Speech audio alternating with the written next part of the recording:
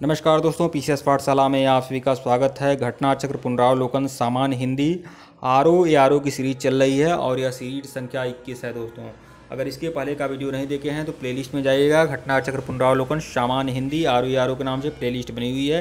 Playlist के सभी video को जरूर देख लीजिएगा, सभी वीडियो इंपॉर्टेंट है दोस्तों।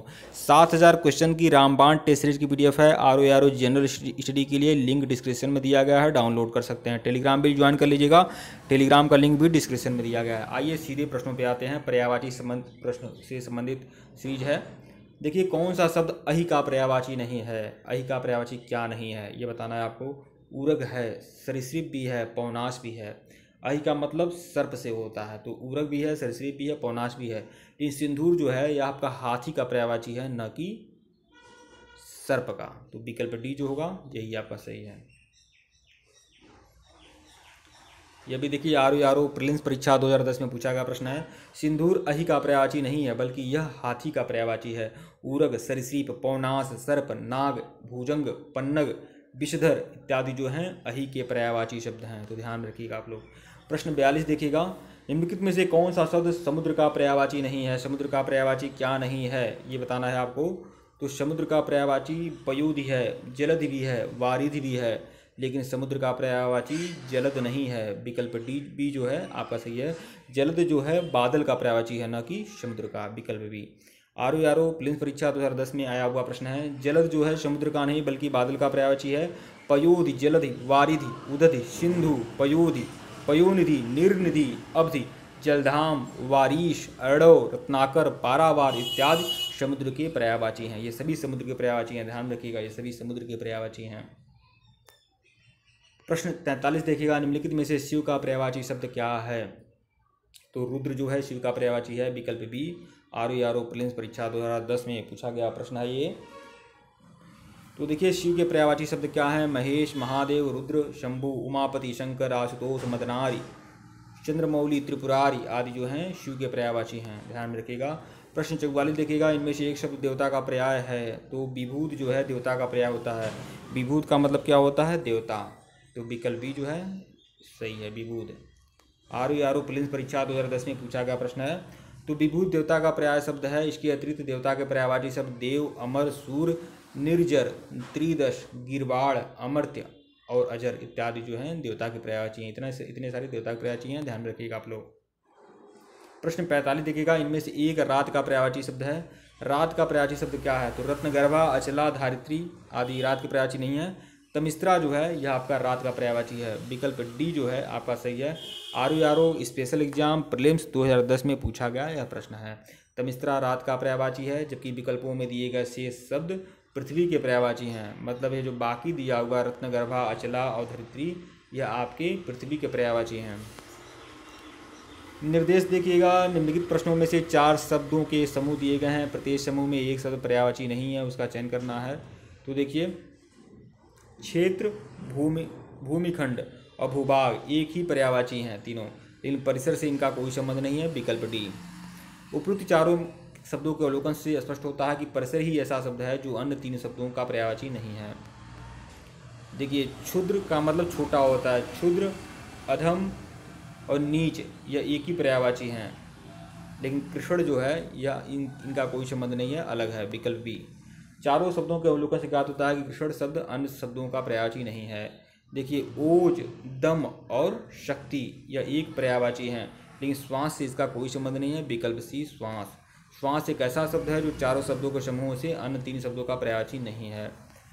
देखिए, वैकल्पिक, ऐच्छिक और स्वेच्छाकृत यह एक पर्यायवाची हैं, लेकिन इच्छापुर जो है अलग है। विकल्प डी। वैकल्पिक, ऐच्छिक और स्वेच्छाकृत तीनों पर्यायवाची शब्द हैं, किंतु इच्छापुर इसका पर्यायवाची शब्द नहीं है। प्रश्न 50 देखिएगा। ऐश आराम, ऐश्वर्य, ऐश आराम, देखिए वैभव, समृद्धि और ऐश्वर्य एक हैं। वैभव, समृद्धि और ऐश्वर्य, वैभव, समृद्धि और ऐश्वर्य जो हैं एक पर्यायवाची शब्द हैं, लेकिन ऐश आराम आपका अलग है। विकल्प ए। ऐश आराम, वैभव, ऐश्वर्य, समृद्धि इन चारों शब्दों के अवलोकन से स्पष्ट होता है कि ऐश आराम एक विभिन्न पर्याय वाला शब्द है, अर्थात यह पर्यायवाची शब्द नहीं है।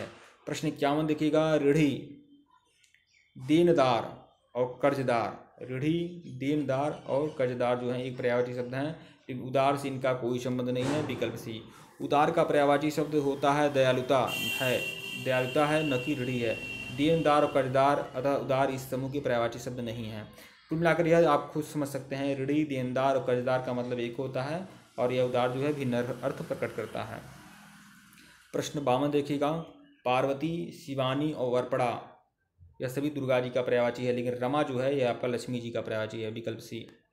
पार्वती, शिवानी और वर्पड़ा तीनों का भाव एक ही है, जबकि शब्द रमा लक्ष्मी जी से संबंधित है। प्रश्न 53 देखिएगा। बाया, माया, बपू, देह और काया किसका पर्यायवाची है, इसमें क्या अलग है? तो देखिए, देह, बपू और काया जो है एक पर्यायवाची शब्द है, लेकिन माया जो है आपका अलग है। विकल्प ए। बपू, देह और काया एक ही पर्याय शब्द है, जबकि माया इन तीनों विकल्पों से अलग है। प्रश्न 54 देखिएगा। नीरज, जलज और अंबुज यह आपके एक पर्यायवाची शब्द हैं और इन तीनों का मतलब क्या होता है? कमल। द्विरज जो है भिन्न अर्थ प्रकट करता है। विकल्प सी।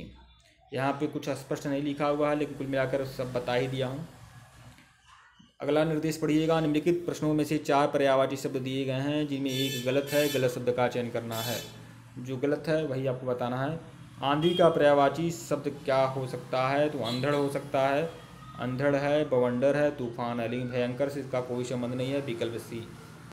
अंधड़, बवंडर, तूफान आदि के पर्यायवाची शब्द हैं, जबकि भयंकर आदि का पर्यायवाची नहीं है।